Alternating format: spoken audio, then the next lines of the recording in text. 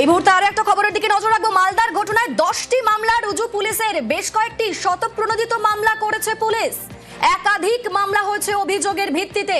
আরো একবার জানাই, মালদায় যে বিক্ষোভ অশান্তির ঘটনা, সেই ঘটনায় 10টি মামলা রুজু করেছে পুলিশ।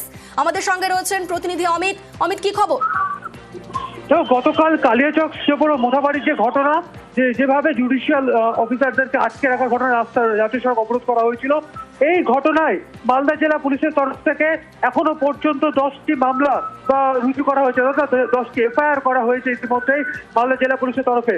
সেক্ষেত্রে পুলিশ সূত্র থেকে যেটা দাবি করা হচ্ছে যে এই 10টি মামলার মধ্যে বেশ কয়েকটি মামলা পুলিশের তরফে শতপ্রণোদিত মামলা করা হয়েছে এবং বেশ কয়েকটি অভিযোগের ভিত্তিতে, অর্থাৎ যেভাবে 7জন জুডিশিয়াল অফিসারকে আটকে রাখা হয় দীর্ঘ সময় ধরে, জাতীয় সড়ক অবরোধ করা হয় এবং পুলিশ যখন তাদেরকে তুলতে যায় সে সময় পুলিশকে হেনস্থা করা বা সরকারি আধিকারিকদের কাজে বাধাদান, এই সমস্ত ঘটনা কালকে ঘটেছে এবং দীর্ঘ সময় জাতীয় সড়ক অবরোধ করে রাখা হয় এবং জুডিশিয়াল অফিসারদেরকে আটকে রাখার মতো ঘটনা।